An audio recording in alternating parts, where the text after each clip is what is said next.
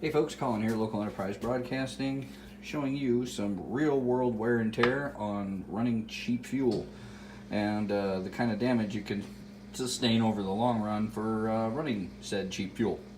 So, I have here my brand new piston that is going back into the YZ426, and I have the old piston. And the old piston honestly wasn't in that bad a shape. I removed some carbon there to see if I could see a stamp mark to see what the size piston was, but no big deal. It was factory piston. I measured it, so it was 95 millimeters.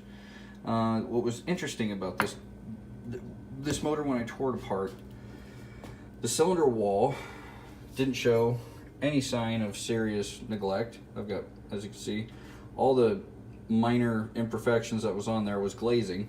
I was actually able to hone it. Those are my finger marks in there, by the way. But yeah, I was able to hone the cylinder and remeasure it. There's really no out around this. Everything's well within spec. So it puzzled me why this piston was such a nightmare to get the wrist out of. So if you look hard, you can actually see it's oblong. It's out a lot. See that? Look at that. Not this little part right here,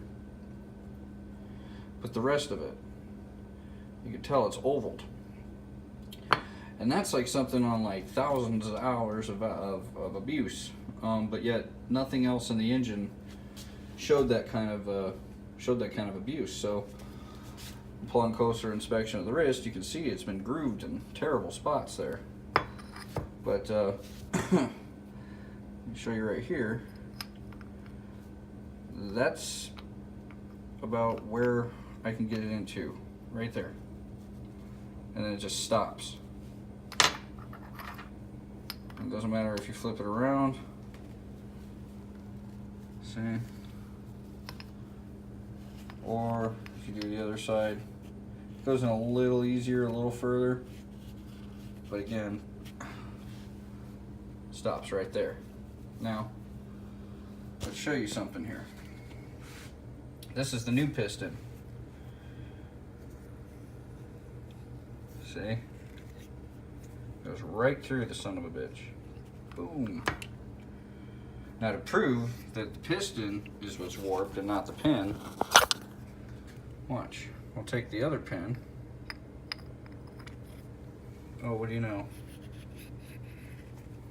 Yeah.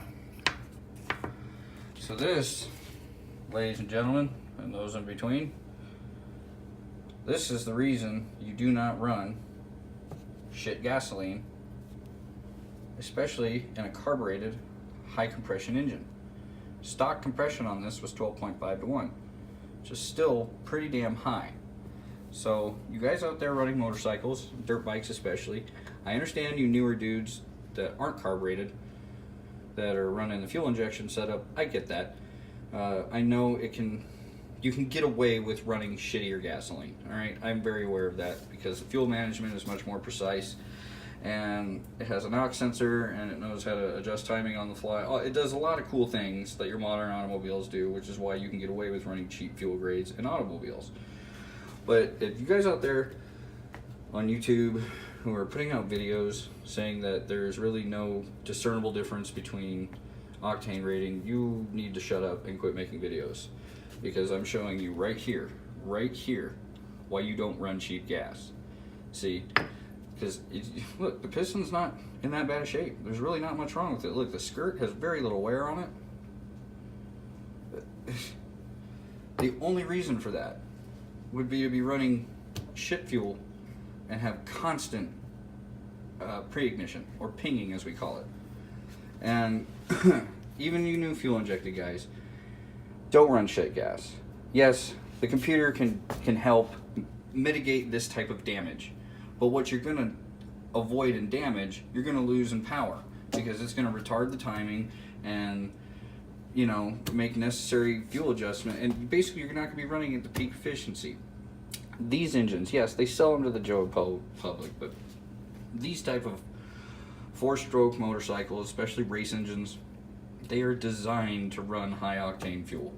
Will they run with shittier gas? Yes, they will. They will run, and will the layman know that they are damaging their engine? No, they will not. But that is I can't point that out enough.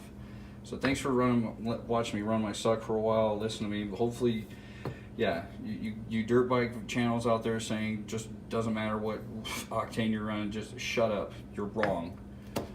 That's why, okay? Because it's like the difference between pushing a plate with a hammer and hitting a plate with a hammer. There you go, that's the difference. Okay, you need high octane for a nice slow linear burn.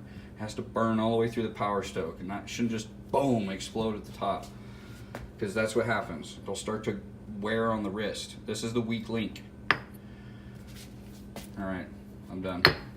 As you can tell, it's a little emotional for me as a mechanic. I can't stand it when dirt bike guys go out there and tell you to do this bogus nonsense. You can run cheap oil, you can run cheap gas. You can, all right, but it will do long-term damage. So like, share, subscribe, hit that bell. Thanks, guys.